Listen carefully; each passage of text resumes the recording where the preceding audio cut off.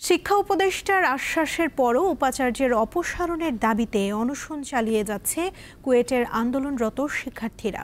বুধবার সকালে কুয়েট ক্যাম্পাসে গিয়ে আন্দোলনরত শিক্ষার্থীদের সাথে কথা বলেন শিক্ষা উপদেষ্টা ডক্টর সিআর আবরার। এ সময় শিক্ষা উপদেষ্টা বলেন, বিশ্ববিদ্যালয় পরিচালনার জন্য একটি আইন রয়েছে, সেই আইনের বাইরে যাওয়ার সুযোগ নেই। পূর্বের বিষয় নয়, বর্তমান পরিস্থিতিতে সরকারের প্রতি আস্থা রাখার আহ্বান জানান তিনি। শিক্ষার্থীরা শিক্ষা উপদেষ্টার আগমনকে স্বাগত জানালেও উপাচার্যের অপসারণ না হওয়া পর্যন্ত আন্দোলন চালিয়ে যাওয়ার ঘোষণা দিয়েছে। খুলনা প্রকৌশল ও প্রযুক্তি বিশ্ববিদ্যালয় কুয়েট উপাচার্য অধ্যাপক মোহাম্মদ মাসুদের পদত্যাগের এক দফা দাবিতে আমরণ অনশন করছে শিক্ষার্থীরা। কুয়েট ক্যাম্পাসে আছেন সহকর্মী ইয়াসিন আরাফাত, তার কাছ থেকে জানবো সবশেষ তথ্য।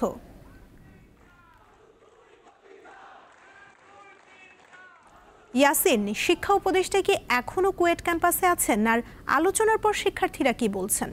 ওয়ালটন মাইক্রোওয়েভ ওভেনের খাবার গরম রাখে দীর্ঘ সময় ধরে। Walton microwave oven. শুধুমাত্র বিশ্ববিদ্যালয় মঞ্জুরি কমিশনের 3 জন সদস্য তারা সকালে এসেছেন, তারা ক্যাম্পাসে অবস্থান করছেন এবং এর বাইরে সকাল 9টাতে উপদেষ্টা এসেছিলেন এবং আন্দোলনরত শিক্ষার্থীদের সঙ্গে কথা বলেছেন।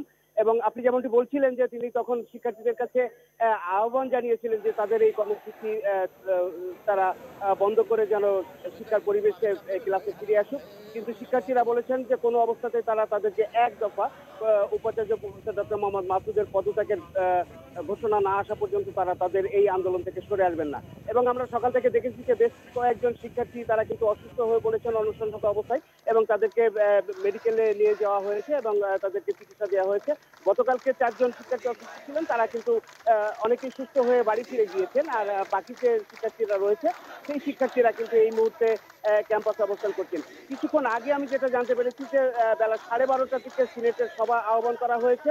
এটি একটি অনির্ধারিত সূত্র থেকে আমি জানতে পেরেছি, যদি সিনেটের সভা অনুষ্ঠিত হয় তাহলে শিক্ষার্থীরা সেই সিনেটের সভার যে সিদ্ধান্ত সেই সিদ্ধান্ত জানার পরে তাদের আন্দোলনের পরবর্তী কর্মসূচি ঘোষণা করবে, এমনটি কিন্তু শিক্ষার্থীরা আমাদেরকে জানিয়েছেন। তবে এই মুহূর্তে ক্যাম্পাসের পরিবেশ বেশ উত্তাল রয়েছে। ইউজিসির যে সদস্যরা রয়েছেন তাদের সাথে শিক্ষার্থীরা খুব যে সহযোগিতা করছেন এমনটি আমরা বলতে পারছি না।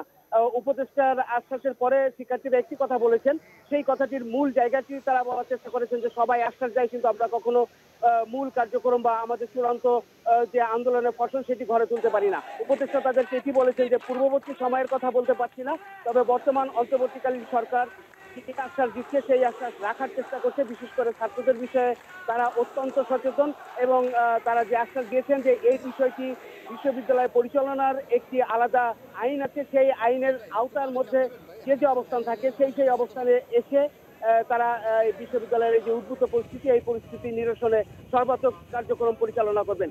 এমনটি ছিল কুয়েটের থেকে সর্বশেষ অবস্থা। সুমনা।